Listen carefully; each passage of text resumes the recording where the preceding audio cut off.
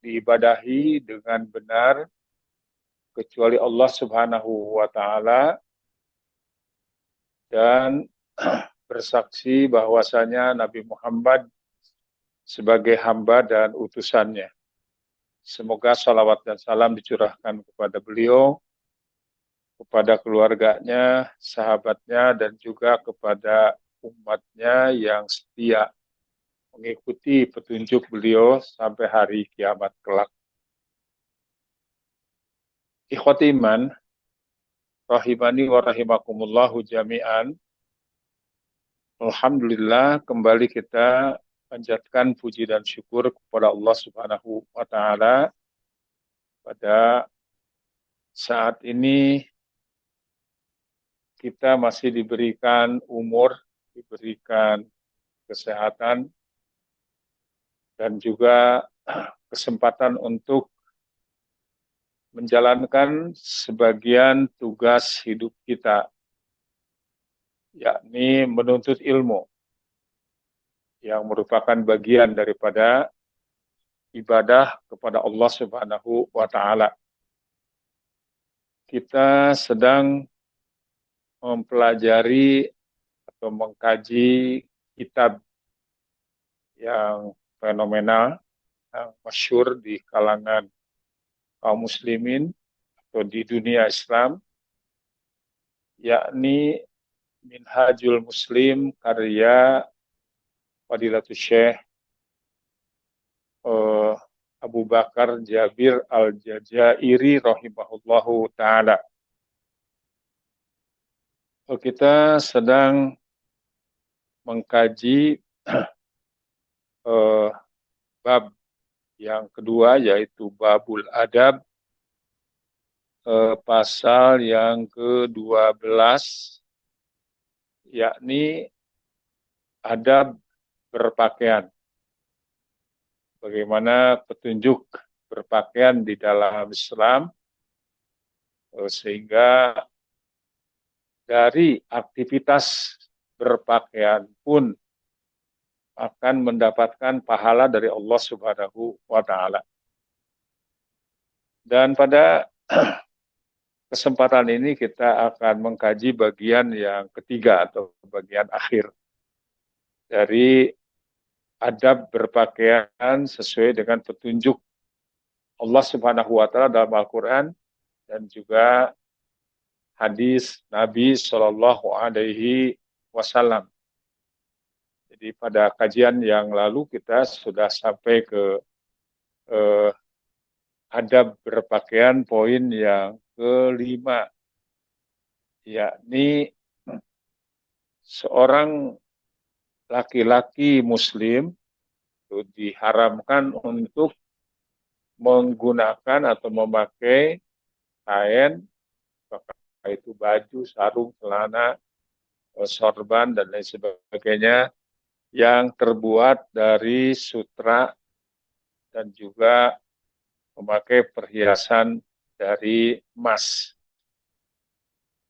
Dalam kajian yang terakhir, yaitu penulis membawakan hadis sahih yang diriwayatkan oleh Imam Muslim, yaitu sebuah riwayat bahwa ada seorang sahabat yang menggunakan cincin emas, ya, yang melingkar di tangan seorang sahabat itu. Kemudian Rasulullah mencopotnya dan melemparkannya. Dan kemudian Rasulullah pergi, ya, setelah beliau menjelaskan bahwa itu adalah sesuatu yang dilarang bagi laki-laki muslim. Kemudian setelah itu Rasulullah SAW pergi, dan si sahabat itu sendiri tidak mengambil cincinnya itu, gitu kan. Jika ada sahabat yang lain, kenapa ambil aja, kan Rasulullah SAW sudah pergi, gitu kan. Yang penting kalau menurut kita jangan memakainya lah. Gitu. Kan bisa kamu gunakan untuk keperluan yang lainnya. Tapi Bagaimana sikap sahabat tersebut? Beliau mengatakan, la wallahi, tidak demi Allah. La ahuduhu abadan. Wa qad tarahahu Rasulullah sallallahu alaihi wasallam. Tidak. Demi Allah saya tidak akan mengambilnya.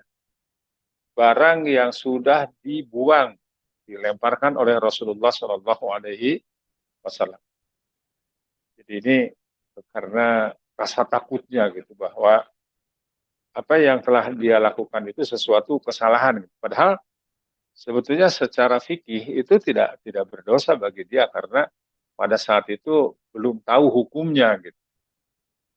Tapi begitulah ya, di kalangan para sahabat itu ada satu sifat yang luar biasa, sifat yang positif yang tidak dimiliki oleh generasi yang lainnya, yaitu istijabah fauriyah.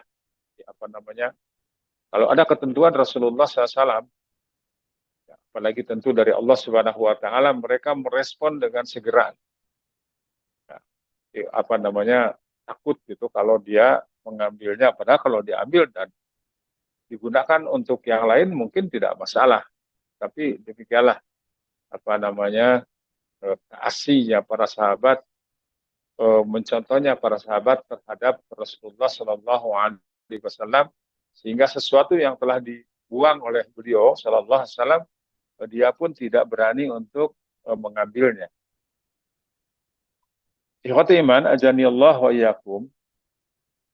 Kemudian poin yang keenam adalah bagaimana kalau seorang laki-laki menggunakan perhiasan atau cincin yang terbuat dari perak. Nah, disebutkan di sini tidak dilarang seorang muslim memakai cincin perak atau menuliskan namanya pada cincin tersebut dan menjadikannya sebagai stempel ya, guna ya mencap surat-surat atau tulisan-tulisannya dan menggunakannya untuk menandatangani ya, cek atau surat yang lainnya. Kenapa? Sebab Rasulullah Shallallahu Alaihi Wasallam memakai cincin dari perak ya, yang padanya ditulis Muhammad Rasulullah, dan beliau apa namanya memakai pada jari kelingkingnya di tangan kirinya. Artinya bahwa cincin itu digunakan di tangan kiri. Sahabat yang mulia Anas radhiyallahu anhu menuturkan cincin Rasulullah SAW itu apa namanya di sini kata beliau sambil mengisyaratkan ke jari kelingking tangan kirinya. Demikian dalam hadis yang diriwayatkan oleh Imam Muslim. Jadi kata apa tadi sahabat Anas bin Malik, Rasulullah SAW itu menggunakan cincin itu di sini, di apa namanya di jari kelingking beliau Shallallahu Alaihi Wasallam. Sebab kan sekarang ada orang yang memakai cincin semua jari gitu, sampai di apa namanya di ibu jari. Itu ternyata itu juga bukan sesuatu yang dicontohkan oleh Rasulullah SAW, dan kadang-kadang kita melihat ya bukan merupakan satu perhiasan, bahwa bahkan mungkin sebaliknya itu tanda-tanda apa namanya orang yang tidak baik dan lain sebagainya. Kemudian poin yang ketujuh, hendaknya tidak membalut sekujur tubuhnya dengan kain hingga tidak ada jalan keluar bagi kedua tangannya. Ya, karena Rasulullah SAW melarang hal tersebut, hal seperti itu. Kita maunya pakai sarung atau kain gitu, dibalutkan ke seluruh tubuh, kemudian sehingga tubuh itu tertutup dan hingga tangan pun susah untuk keluarnya. Jadi itu ternyata sesuatu yang dilarang oleh Nabi Shallallahu Alaihi Wasallam. Ya, mungkin di antara hikmahnya bagaimana kalau badan kita sedang dibalut oleh kain tiba-tiba eh, ada kecelakaan, tiba-tiba kepleset gitu, sehingga untuk mengeluarkan tangan untuk mencari pegangan itu tidak mudah sehingga dia menjadi celaka. Mungkin itu di antara apa namanya hikmahnya supaya dia bebas untuk bergerak. Ya, ihwati iman sekalian, sampai hal-hal seperti itu gitu kan. Ya, jadi apa namanya tidak boleh gitu ya membalut badan sehingga membatasi kebebasan kita untuk bergerak, sehingga membatasi seseorang untuk menyelamatkan dirinya. Itu yang pertama. Kemudian juga Rasulullah SAW dalam poin yang ketujuh ini eh, apa namanya melarang seseorang baik laki-laki maupun perempuan berjalan dengan memakai sandal sebelah, ya. Jadi apa namanya, pokoknya sandalnya yang satu hilang, tinggal satu gitu. Yang dipakai hanya sebelah gitu kan. Itu tidak dilarang oleh Rasulullah Shallallahu Alaihi Wasallam, ya, dengan sabdanya la yamshi ahadukum fi na'lin wahidatin liyun apa namanya di sini liyun ailhuma jami'an auliyahlahuma jami'an. Janganlah salah seorang di antara kamu berjalan dengan menggunakan sebelah sandal atau alas kaki atau sepatu gitu kan. Apa namanya? Hendaklah memakai keduanya atau menanggalkan keduanya. Itu hadis yang diriwayatkan oleh Imam Muslim. Jadi tidak boleh, ya. Kalau mau dipakai pakai dua-duanya. Kalau tidak dua-duanya, gitu. Saya pernah ketemu dengan seseorang, eh, ini adalah salah seorang anggota di apa namanya di angkatan itu, angkatan laut waktu itu. eh, Waktu mau ke kantor dia pakai sepatu sebelah. Saya bilang, kenapa itu cuma sebelah? Bilang, kaki saya sebelah ini bengkak. Jadi apa namanya? Makanya saya hanya mampu pakai sebelah. Eh, Dia beralasan kan Rasulullah SAW eh, mengatakan iza amartukum bisyai'in fa'atu minhu mastata'tum. Kalau kamu diperintahkan sesuatu, lakukan sesuai dengan kemampuan kamu. Jadi saya mampunya hanya pakai sebelah. Makanya saya pakai sebelah. Gitu. Saya bilang, dalam hal ini tidak bisa. Ini ada ketentuan khusus. Jadi kalau mau dipakai, pakai dua-duanya. Kalau tidak, juga tidak dua-duanya. Itu sampai hal-hal yang seperti itu.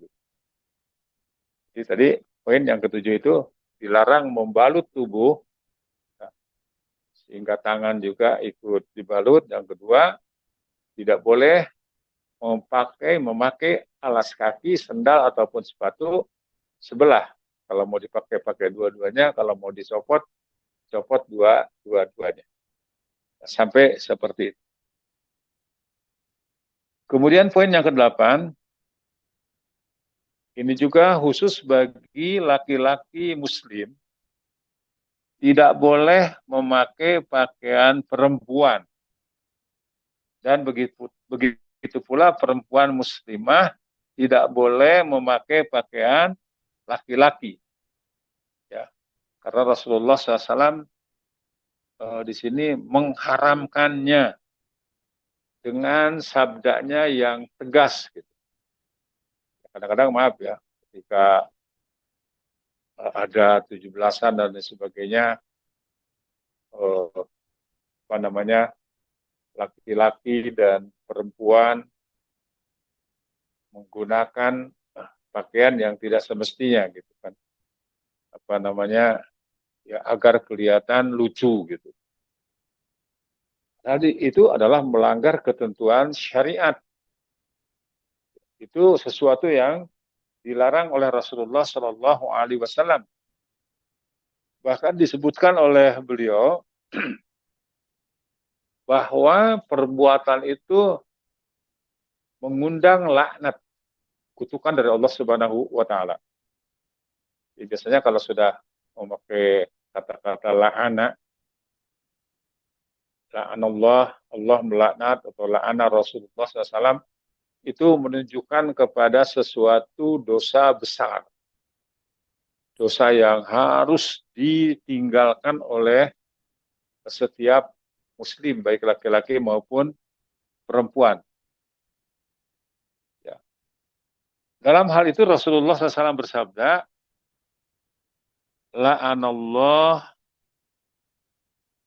la'anallahu al-mukhannasina minar rijal wal mutarajjilati minan nisa.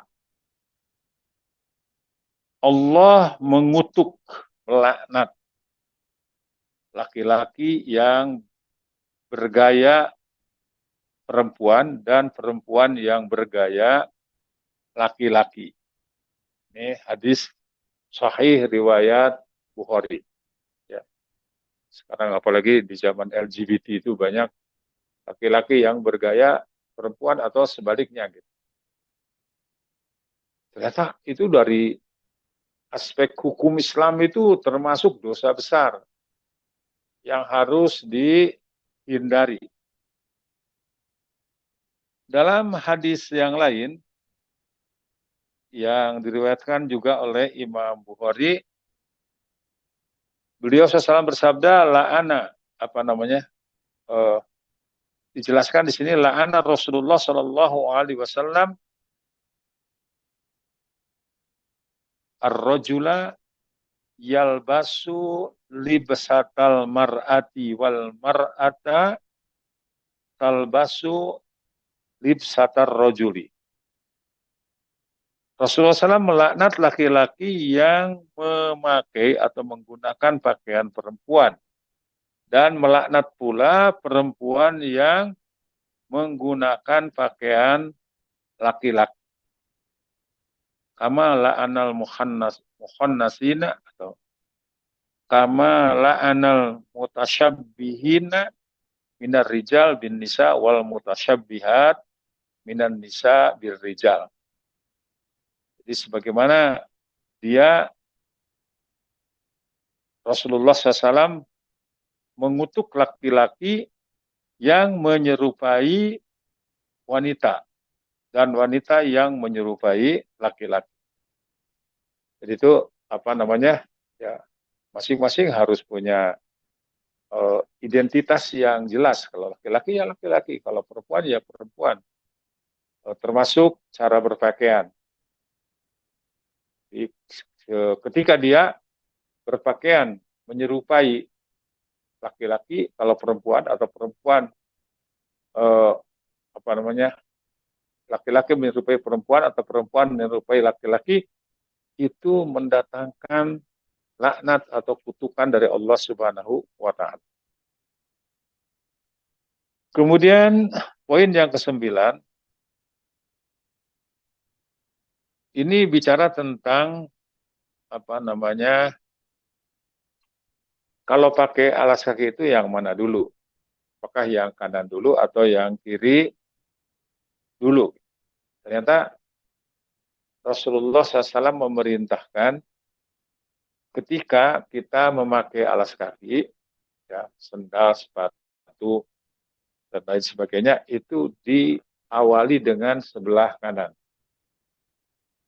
Jadi kalau kita pagi-pagi mau ke kantor, menggunakan alas kaki, menggunakan sepatu, sebelah kanan dulu, meneladani Rasulullah SAW, maka itu akan mendatangkan pahala.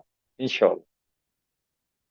Ternyata dari berpakaian saja itu peluang untuk memperoleh pahala itu Allah fasilitasi. Ini diantara bukti kesempurnaan agama Islam.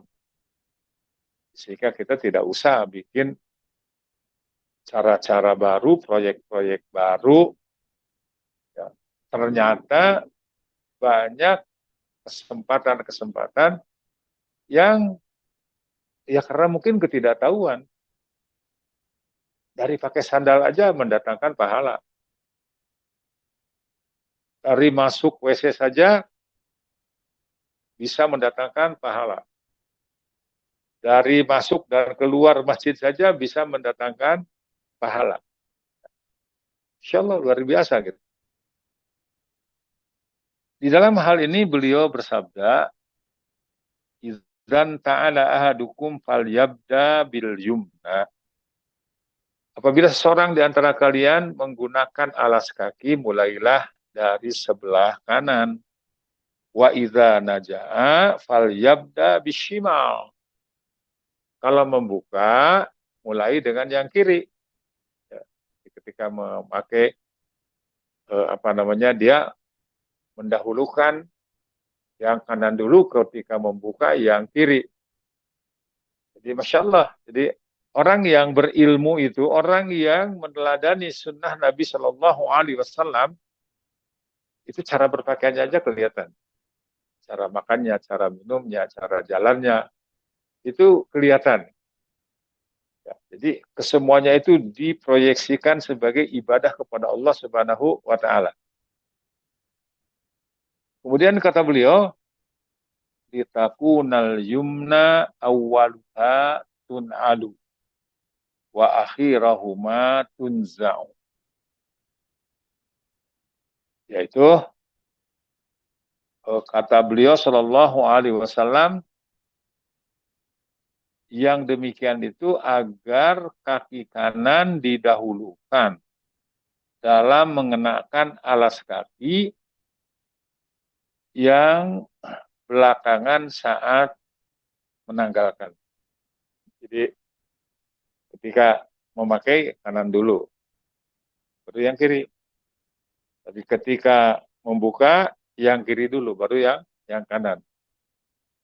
Ya Masya Allah, sampai hal-hal seperti itu. Dan ini maaf ya kalau kita mau jujur, banyak orang yang tidak tahu gitu. Ya, padahal itu peluang pahala yang disediakan oleh Allah Subhanahu wa Ta'ala bagi seorang muslim.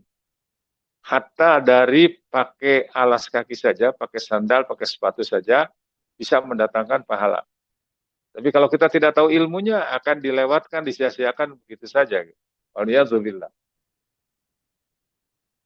Kemudian poin yang ke-10, ikhwat iman ajani Allah wa iyyakum, hendaknya memulai dari bagian kanan dalam berpakaian. Karena Ibunda Aisyah radhiyallahu anha ya menuturkan bagaimana cara Rasulullah Shallallahu Alaihi Wasallam berpakaian, menyisir, pakai alas kaki, kemudian bersuci. Maka kata beliau radhiyallahu anha, karena Rasulullah Shallallahu Alaihi Wasallam yuhibbut tayamun fi sya'nihi kullihi, fi tana'ulihi wa tarajjulihi wa tuhurihi. Ya, adalah Rasulullah Shallallahu Alaihi Wasallam mendahulukan yang kanan di dalam semua urusannya, semua perihalnya. Apa saja? Di dalam mengenakan alas kaki, tadi sepatu atau sendal, kemudian menyisir rambut, dan bersuci. Demikian dalam hadis sahih yang diriwayatkan oleh Imam Muslim. Masya Allah. Jadi, ya tentu saja di sini bahwa Rasulullah SAW mendahulukan yang kanan, kecuali tadi kan, kecuali apa itu? ketika keluar masjid, kaki kiri dulu. Ketika masuk WC, kaki kiri dulu. Ketika membuka alas kaki, sandal atau sepatu, kaki kiri dulu. Itu kan kita akan melihat ya orang yang berilmu dan orang yang tidak berilmu itu dalam kesehariannya itu akan kelihatan gitu. Ya, bahwa semua aktivitasnya itu akan dijadikan ibadah kepada Allah Subhanahu wa taala. Sebab sebagaimana yang sering saya katakan bahwa ibadah di dalam Islam itu dibagi menjadi dua. Pertama, ibadah dalam artian yang khusus, yang sempit, yakni pengabdian kepada Allah Subhanahu wa taala yang tata cara, acara dan upacaranya secara rinci sudah dijelaskan dalam Al-Qur'an dan hadis Nabi Shallallahu alaihi wasallam. Ini ibadah dalam artian ini tinggal melakukan aja gitu, tidak usah ditambah, dikurangi, dimodifikasi, tidak. Ya, seperti apa itu toharoh, bagaimana cara berwudu, bagaimana cara tayamum, bagaimana cara mandi, ya. Kemudian sholat, ya. Kapan sholat subuh, kapan sholat duhur, asar, maghrib, isya dan lain sebagainya. Itu secara rinci sudah dijelaskan caranya, dijelaskan waktunya, dan juga dijelaskan tempatnya. Kemudian zakat, apa saja yang harus dikeluarkan zakatnya. Kemudian juga saum, ya. Zakat juga ada zakat yang wajib, ada sedekah yang sunnah. Saum juga ada saum yang wajib yaitu di bulan Ramadan, atau saum karena dia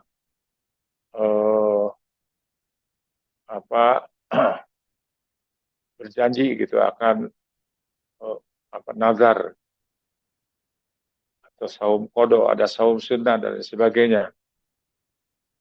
Kemudian haji, itu semuanya sudah ditentukan caranya. Adapun ibadah dalam artian yang ammah, yang luas, ya, artinya ini juga akan mendatangkan pahala, yakni di samping melaksanakan ibadah dalam artian yang sempit tadi, harus sholat, zakat, saum, haji, umroh, dan sebagainya, setiap aktivitas, termasuk tadi pakai sandal, pakai baju, makan, minum, masuk, keluar masjid, masuk, keluar WC, dan lain sebagainya, ya, apabila diniatkan semata-mata karena Allah Subhanahu wa taala, kemudian mencari ridho Allah Subhanahu wa taala dan dipraktekkan sesuai dengan apa yang dicontohkan oleh Rasulullah Shallallahu alaihi wasallam, maka itu akan menjadi ibadah kepada Allah Azza wa Jalla. Jadi kembali tadi bahwa Aisyah radhiyallahu anha menjelaskan kepada kita bahwa Nabi Shallallahu alaihi wasallam suka mendahulukan yang kanan ya dalam segala urusannya, yaitu dalam memakai alas kaki, kemudian menyisir rambutnya, bersucinya, dimulai dari kanan. Kecuali tadi yang memang dimulai dari sebelah kiri. Ada pengecualian. Itu ketika keluar dari masjid, ketika masuk WC, kemudian ketika membuka alas kaki. Ihwati iman, ajanillah wa iyyakum. Kemudian poin yang ke-11 di antara adab berpakaian itu, apabila mengenakan baju yang baru, atau mungkin kerudung, atau mungkin peci, sorban, ya yang baru, atau pakaian baru yang lainnya, Di situ ada doanya. Apa doanya? Allahumma lakal hamd anta kasautanihi as'aluka khairahu wa khaira ma suni alahu wa a'udzubika min syarrihi wa syarri ma suni alahu. Allahumma lakal hamd. Ya Allah, milikmulah segala puji. Anta kasautanihi. Anta kasautanihi. Aku memohon kepadamu kebaikan pakaian ini dan kebaikan faidah penggunaan yang ia buat untuknya. Jadi, as'aluka khairahu wa khaira ma alahu. Jadi tidak hanya berpakaian yang baru, tetapi juga agar pakaian itu bermanfaat, membawa faedah. Wa a'udzubika min syarrihi wa syarri ma alahu. Dan aku berlindung kepadamu ya Allah dari keburukannya dan keburukan penggunaan yang ia dibuat untuk. Jadi kan mungkin ada orang yang berpakaian kemudian dia mensyukurinya dipakai untuk ibadah kepada Allah Subhanahu wa taala, itu akan mendapatkan pahala. Tapi kalau dia menggunakan pakaian karena kesombongan, maka tidak mustahil akan mendatangkan dosa. Ya, apalagi sombong itu apa namanya juga sesuatu yang tidak terpuji di dalam Islam. Walaupun tentu saja kalau berpakaian dengan baik itu juga tidak ada masalah. Kalau tadi untuk menghias diri agar dalam pergaulan itu apa namanya lebih enak dan lain sebagainya. Jadi itu diantara doa nanti akan dikirimkan apa namanya catatannya ketika kita menggunakan pakaian yang baru. Kemudian poin yang ke-12 di antara adab berpakaian itu adalah hendaknya mendoakan saudara muslim lainnya jika melihatnya memakai pakaian baru.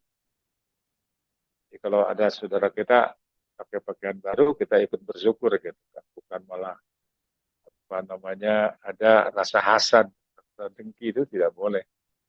Didoakan apa yang harus kita ucapkan? Ya, abli wa akhlik. Abli wa akhlik. Semoga pakaian itu sampai rusak dan usang. Maksudnya semoga pakaian yang dipakai oleh saudara kita itu awet.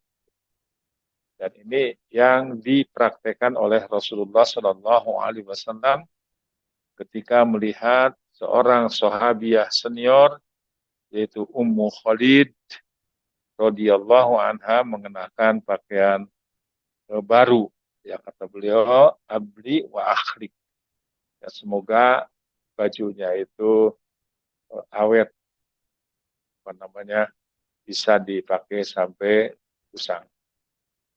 Ya teman, ajani Allah wa yakum, mungkin itu yang dapat kita kaji dari adab berpakaian ini. Semoga aktivitas kita yang merupakan kebiasaan tidak hanya rutinitas, tapi juga akan mendatangkan pahala dari Allah Azza wa Jalla. Baiklah, karena waktu juga yang membatasi kita, namun kalau ada yang mau bertanya dipersilahkan.